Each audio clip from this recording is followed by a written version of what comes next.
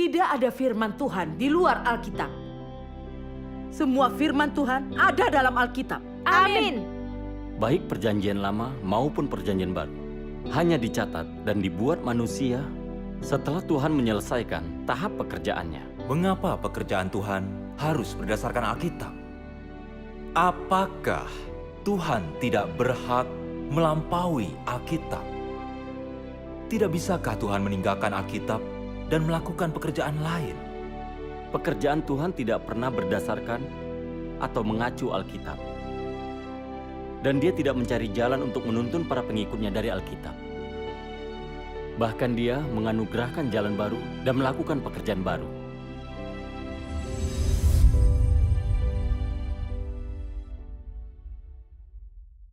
Rekan-rekan, aku mempelajari Alkitab lebih dari 20 tahun. Aku sangat yakin, tidak ada firman Tuhan di luar Alkitab. Semua firman Tuhan ada dalam Alkitab. Amin. Segala yang berlawanan atau di luar Alkitab, itu sesat dan keliru. Amin. Saudari Feng, kau barusan berkata, tidak ada firman Tuhan di luar Alkitab. Yang di luar Alkitab itu sesat dan keliru, benar? Tentu saja. Semuanya tahu itu. Semua pekerjaan dan firman Tuhan dicatat dalam Alkitab. Saudara-saudari, mereka yang percaya Alkitab tahu proses bagaimana Alkitab diciptakan karena perselisihan dan kelalaian para editor pada saat itu.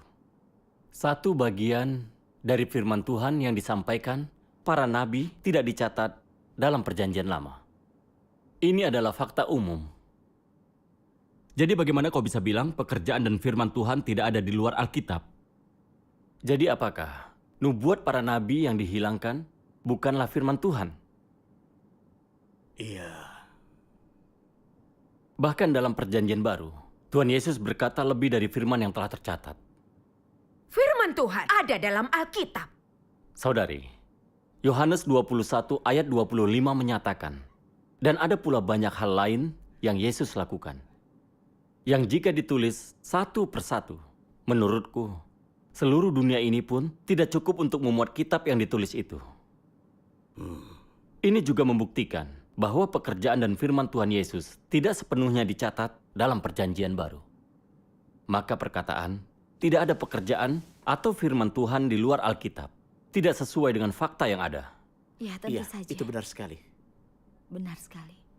Saudara-saudari, kita juga harus tahu bahwa baik perjanjian lama maupun perjanjian baru hanya dicatat dan dibuat manusia setelah Tuhan menyelesaikan tahap pekerjaannya. Benar sekali. Pada awalnya, Alkitab hanyalah perjanjian lama.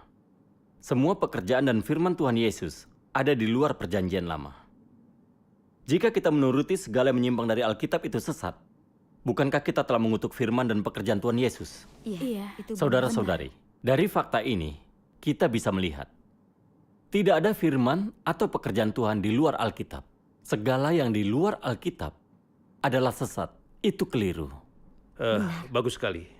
Kita tidak mempertimbangkan hal ini sebelumnya. Iya, iya, Benar. benar. Iya. Iya, itu benar sekali. Tidak terpikirkan sebelumnya ya. Iya. Iya, aku juga. Benar juga. Benar. Iya, tentu saja.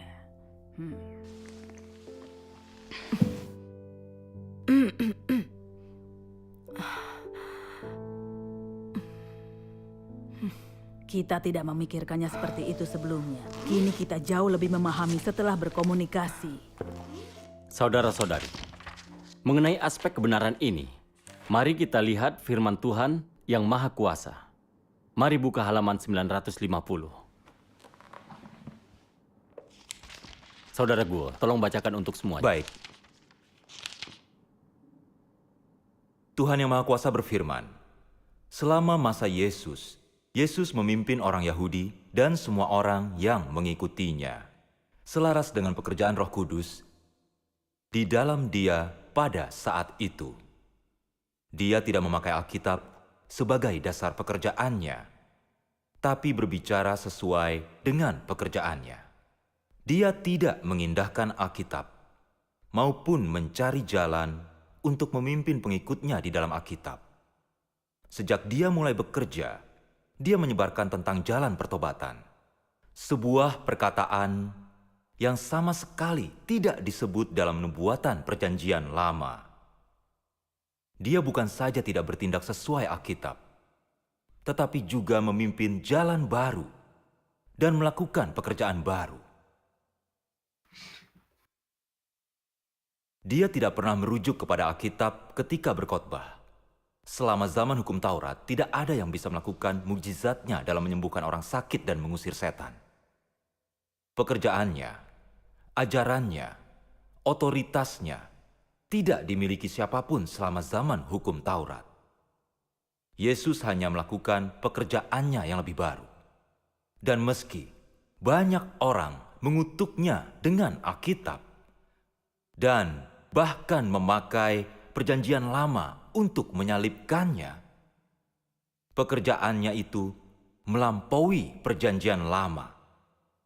Jika tidak demikian, mengapa orang-orang memakunya di kayu salib? Bukankah karena Perjanjian Lama tidak mengatakan apapun tentang ajarannya dan kemampuannya untuk menyembuhkan orang sakit dan mengusir setan? Bagi orang, pekerjaannya itu sepertinya tidak berdasar. Dan ada banyak pekerjaannya yang tidak selaras dengan catatan dalam Perjanjian Lama. Bukankah ini kebodohan? Apakah doktrin perlu diterapkan pada pekerjaan Tuhan? Dan haruskah pekerjaan Tuhan dilakukan menurut nubuatan para nabi? Bagaimanapun juga, mana yang lebih besar? Tuhan atau Alkitab? Sudah pasti Tuhan. Pasti Tuhan. Mengapa pekerjaan Tuhan harus berdasarkan Alkitab? Apakah Tuhan tidak berhak melampaui Alkitab? Tidak bisakah Tuhan meninggalkan Alkitab dan melakukan pekerjaan lain? Mengapa Yesus dan murid-muridnya tidak mematuhi aturan tentang hari Sabat? Seandainya dia mematuhi aturan hari Sabat dan menjalankan perintah-perintah dalam Perjanjian Lama, mengapa Yesus tidak mematuhi Sabat setelah dia datang, tetapi malah membasuh kaki, menutup kepala, memecah roti, dan minum anggur? Bukankah semua ini tidak tercantum dalam perintah Perjanjian Lama? Jika Yesus menghormati Perjanjian Lama, mengapa dia melanggar doktrin-doktrin ini? Engkau harus tahu, mana yang terdahulu, Tuhan atau Alkitab? Sebagai Tuhan dari hari Sabat, tidak bisakah dia juga menjadi Tuhan atas Alkitab? Ya, benar. Iya, benar. Jadi seperti itu. Ya. Saudara-saudari, selama bertahun-tahun kita berpikir bahwa segala yang menyimpang dari Alkitab itu sesat. Setelah membaca firman Tuhan yang Maha Kuasa, kita jadi paham bahwa pekerjaan Tuhan tidak pernah berdasarkan atau mengacu Alkitab. Dan dia tidak mencari jalan untuk menuntun para pengikutnya dari Alkitab. Bahkan dia menganugerahkan jalan baru dan melakukan pekerjaan baru. Saudara-saudari, Tuhan penguasa segalanya. Dia bukan hanya Tuhan atas hari Sabat, tapi juga Tuhan atas Alkitab. Benar. Iya, Iya. itu benar. Benar. Itu benar. Tuhan berotoritas melakukan pekerjaan barunya. Pekerjaan baru berdasarkan kebutuhan manusia. Maka, tidak ada firman atau pekerjaan Tuhan di luar Alkitab. Segala yang menyimpang dari Alkitab adalah sesat, tidaklah benar. Saudara-saudari, lewat pembahasan di atas, kita paham. Alkitab adalah catatan 2 tahap pekerjaan Tuhan sebelumnya. Perjanjian Lama adalah catatan pekerjaan Tuhan Yahweh di Israel selama zaman hukum Taurat. Yaitu pekerjaan Tuhan di zaman hukum Taurat yang sering kita bahas. Perjanjian Baru adalah catatan pekerjaan Tuhan Yesus di zaman kasih karunia. Yaitu pekerjaan Tuhan di zaman kasih karunia yang sering kita bahas.